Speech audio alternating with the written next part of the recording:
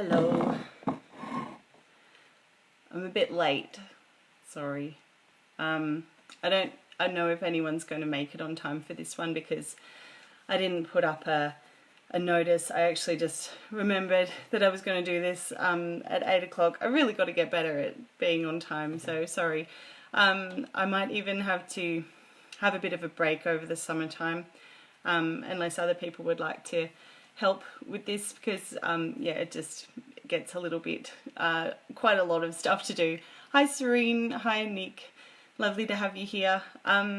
So yeah, we've had heaps of new members come into the group in the last year or so, and I just wanted to say welcome to all of them if they happen to watch this. Hi Julie.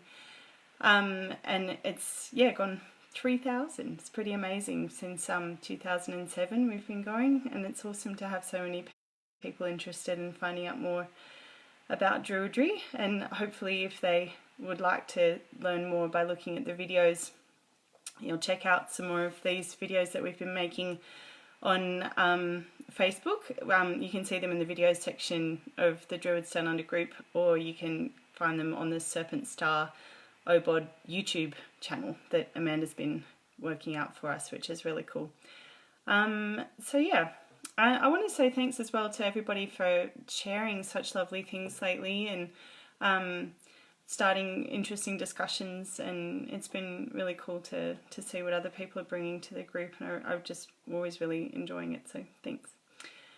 Today I wanted to talk about the fires, about sacred fire and sacred water, and just how having such an intense thing happen as these massive bushfires is affecting our energy. If we believe that the seasons and the things happening in nature around us are affecting us, and that we're in alignment with them, then these sorts of things can be quite intense.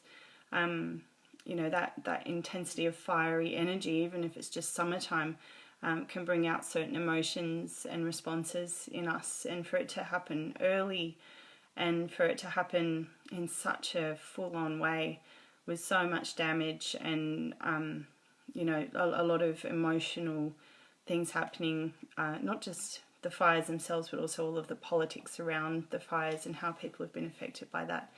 It's pretty intense.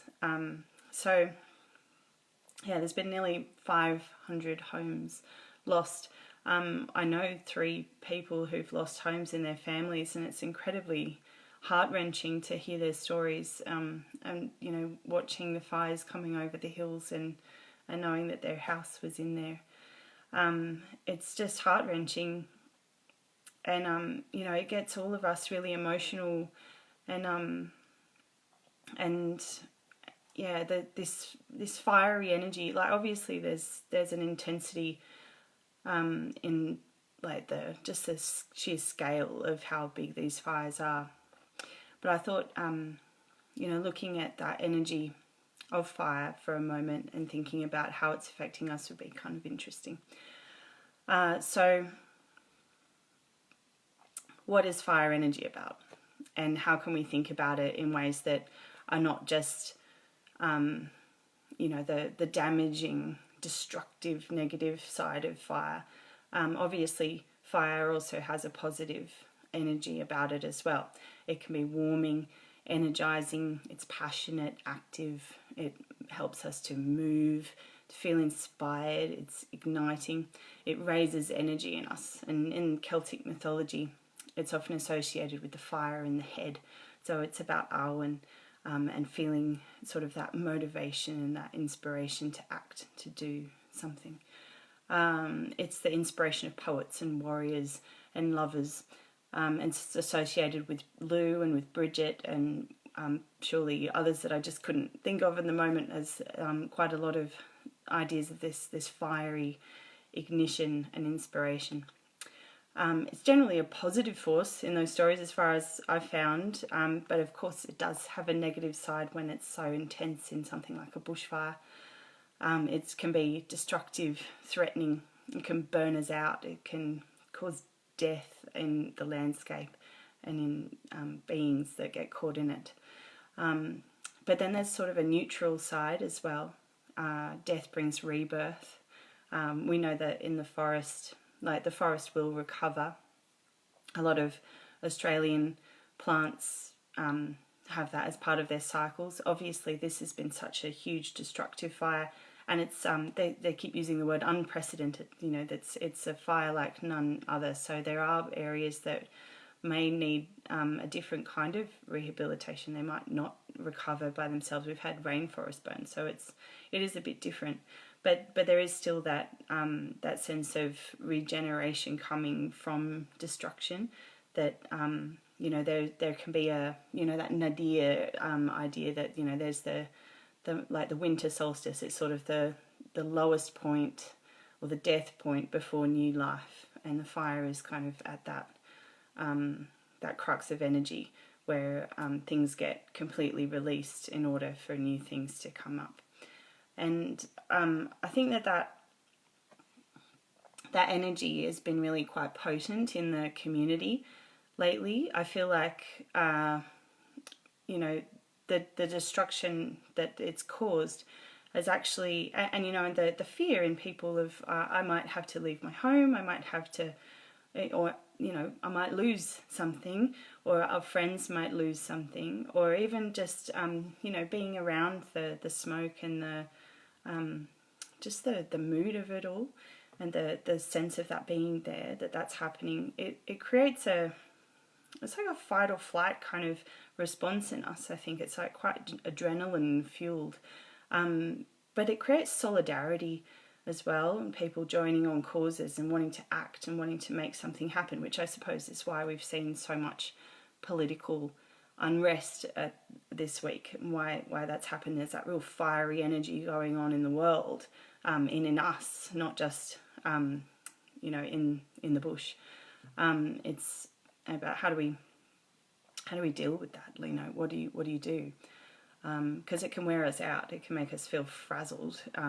It can be really draining. There's a positive side of it, of like coming together to fight for what's right, to find that passion and that inspiration that helps us to feel motivated to create change. And like that seems like that's a big thing that's happening at the moment. But I think that if that can get too intense, then we need a way of you know, tempering it, balancing it.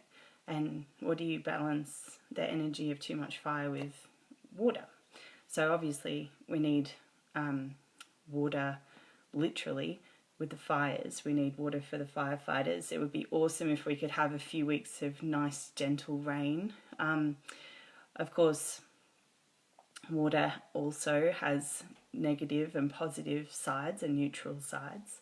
You know, gentle water and flowing water, and water that has the power to put out the fire would be ideal. We don't really want torrents and storms and floods at the moment, because that would be creating a whole other emotional response in us as well. But if we are to think, how can I balance this energy within me? How can I seek out watery activities that can help me to feel balanced so that I can deal with what's happening at the moment? I think that can be beneficial for us. So, you know, what is a watery activity that's gentle and beneficial?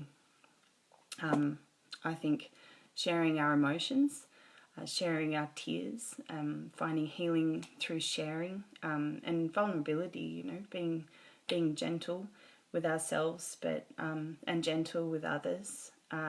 Poetry, finding the flow and using our awen, in whatever way that is, whether we do painting or songs or crochet or woodworking, whatever it is, whatever your creative thing is, and it doesn't have to be like that. Everybody has their own craft. So yeah, finding a way that you can express those emotions and those feelings in a way that helps you to feel balanced can be really healing. So yeah, it's been lovely to have everybody in the group, oh not everybody, but some people sharing some poetry about the fires, and about I think there were a few about water, I think that acknowledging the sacredness of water when fire is so intense is such a lovely thing to do. You know, maybe even just taking some time with water intentionally can be quite healing for our emotions. If you have the opportunity to go for a swim somewhere, that might be good. Or even just acknowledging water, like take a cup of cold water and give it a blessing. Maybe pour some on the earth and ask for the waters to come. Create a small water ritual can be really a nice thing to do, not only because it can be a magical act that perhaps could create change, but because it helps us, like that act of working with the sacredness of water, acknowledging the sacredness of water, can help to ease that fiery tension within us as well. So I'd really love it if we could think about some rituals for the sacredness of water together and maybe share them in the group. I'm going to start a little discussion about that in the text form on the group, so that'll be fun to have a chat about. And yeah, I'll just see if there's any questions. I'll just have a little look.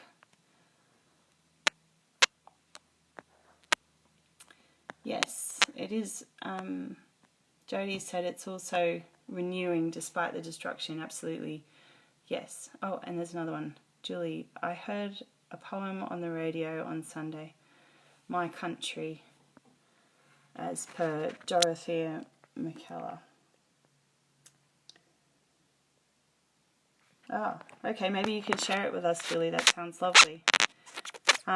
Yeah, so yeah, if anybody has any poems about water or about fires or something that you think would be appropriate to share that can help people to process this, that might be really nice. I've got about 5 minutes left, so I might just ramble on a bit. So yeah, like this time of year is where I've lived and felt into it before, so I explain it as barkfall. It's a time when the land seems to be preparing for that fiery energy, and a lot of the trees lose their bark. And where I live now, I don't actually have the angophores around me, which are usually my marker for that time of year. And I'm quite curious to see if the weather getting hotter a bit earlier might have spurred them into losing their bark a bit earlier. And I'm really quite interested in how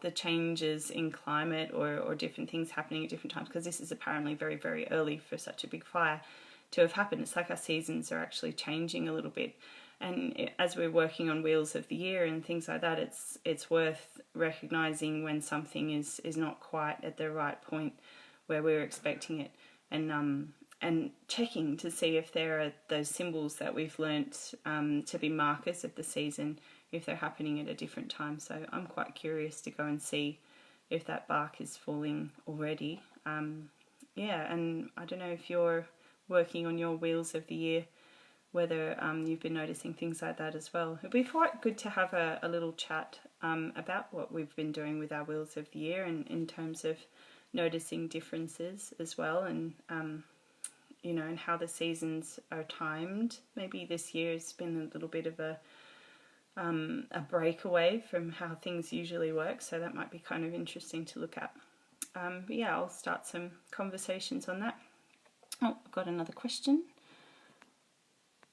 Barry said, I attended a water festival at, oh gosh, I'm not even going to try and pronounce that, in Thailand last week, where they say sorry to water for dirtying it. They burn a candle on a plant-based boat and let it sail. I'm in Thailand, still in Thailand, and it's raining a lot.